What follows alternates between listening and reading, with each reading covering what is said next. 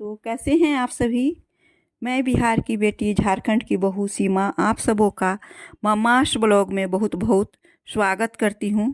दोस्तों, पुत्रदा एकादशी व्रत किस दिन है और इसका क्या महत्व है, इसका शुभ मुहूर्त क्या है, इसकी पौराणिक कथा क्या है, आज मैं ये सब बातें आप सबों के साथ शेयर कर रही हूँ। सनातन धर्म में हर महीने 2 एकादशी पड़ती है, जिसमें से एक कृष्ण पक्ष की एकादशी होती है और दूसरा शुक्ल पक्ष की। पौष मास के शुक्ल पक्ष की एकादशी को पुत्रदा एकादशी कहते हैं। इस एकादशी का महत्व बहुत ही बढ़ जाता है। एकादशी के दिन भगवान विष्णु और माता लक्ष्मी की विशेष पूजा की जाती है। इस साल पुत्रदा एकादशी को लेकर थोड़ा कन्फ्यूजन बना हुआ है। कुछ लोगों का कहना है कि 9 जनवरी को एकादशी है, तो कुछ लोग 10 जनवरी को पुत्रदा एकादशी मना रहे हैं। ऐसे में ज़रूरी है कि यह कन्फ्यूजन दूर कर लें। तो आइए जानते हैं आखिर कब है पुत्रदा एकादशी। हिंदू पंचांग के अनुसार पौष मास शुक्ल पक्ष की एकादशी तिथि का आरंभ 9 जनवरी 2025 को दोपहर 12:22 पर होगा और समापन अगले दिन 10 जनवरी 2025 को सुबह 10:19 पर होगा।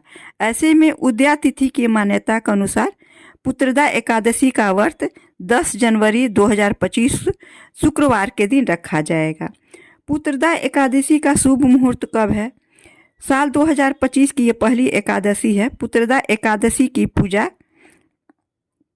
का शुभ मुहूर्त 10 जनवरी 2025 को सुबह 8:10 से लेकर सुबह 10:19 तक रहेगा। कोई भी पूजा व्रत के बिना, कथा के बिना अधूरी मानी जाती है। कोई भी व्रत किया जाता है तो कथा अवश्य ही सुना जाता है। तो दोस्तों, आप लोग भी इस कथा का अवश्य श्रवण करने और संपूर्ण कथा अवश्य सुनिए। आइए जानते हैं बहुत ही महत्वपूर्ण कथा। भद्रावती नगरी के राजा सुकेतुमार और उनकी पत्नी सेव्या राज किया करते थे। उनके पास धन दौलत की कोई कमी नहीं थी, लेकिन उनकी कोई संतान नहीं थी। तभी वन में उन्हें 7 साधु संतों ने पुत्रदा एकादशी की महानता बताई। इसके बाद उन्होंने घर आकर पत्नी सेव्या के साथ इस व्रत को किया। इसके प्रभाव से उन्हें पुत्र रत्न की प्राप्ति हुई। तब से इस व्रत को पुत्रदा एकादशी का व्रत कहा जाना लगा। हिंदू धर्म में एकादशी का पर्व बहुत महत्वपूर्ण होता है। इस दिन श्री हरि और माँ लक्ष्मी की पूजा की जाती है। पौष पुत्रदा एकादशी निसंतान दंपति के लिए लाभकारी है। कहा जाता है कि जो संतान की कामना रखते हैं और उन्हें संतान नहीं होती है, वे पुत्रदा एकादशी का व्रत करने से उनकी मनोवांछित मनोकामना अवश्य पूरी होती है। कि एक बहुत ही महत्वपूर्ण कथा और भी है, जो महाराज युधिष्ठिर ने भगवान श्री कृष्ण से पूछा है और पूछ रहे हैं, हे भगवान, आपने सफला एकादशी के महात्म्य बताकर बड़ी कृपा की। अब कृपा करके यह बतलाइए कि पौष शुक्ल एकादशी का क्या नाम है, उसकी विधि क्या है और उसमें कौन से देवता का पूजन किया जाता है। भक्त वत्सल भगवान श्री कृष्ण बोले, हे राजन, इस एकादशी का नाम पुत्रदा एकादशी है। इसमें भी नारायण भगवान की पूजा की जाती है।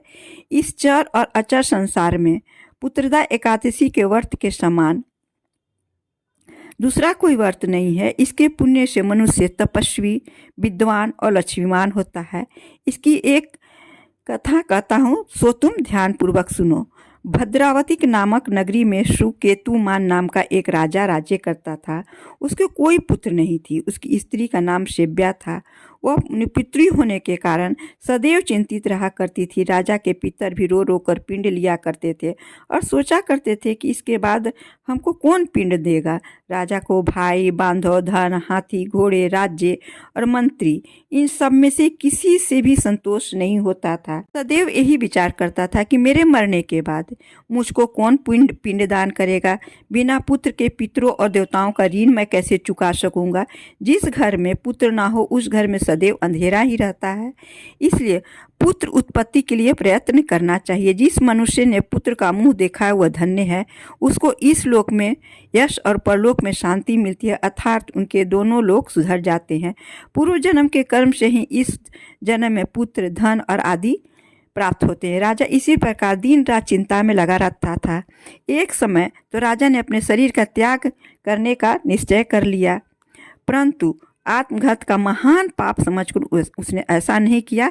एक दिन राजा ऐसा ही विचार करता हुआ अपने घोड़े पर चढ़कर वन को चल दिया तथा पक्षियों और वृक्षों को देखने लगा। उसने देखा कि वन में मृग, व्याघ्र, सुअर, सिंह, बंदर, सर्प आदि सब भ्रमण कर रहे हैं। हाथी अपने बच्चों और हथनियों के बीच घूम रहा है। इस वन में कहीं तो गीदड़ अपने कर्कश स्वर में बोल रहे हैं, कहीं उल्लू ध्वनि कर रहे हैं। वन के दृश्यों को देखकर राजा सोच विचार में लग गया। इसी प्रकार आधा दिन बीत गया। वह सोचने लगा कि मैं कई यज्ञ किए, ब्राह्मणों को स्वादिष्ट भोजन से तृप्त किया, फिर भी मुझको दुख प्राप्त हुआ क्यों?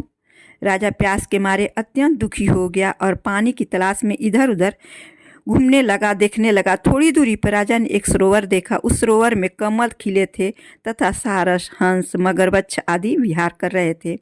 उस सरोवर के चारों तरफ मुनियों के आश्रम बने हुए थे। उसी समय राजा के दाहिने अंग फड़कने लगे।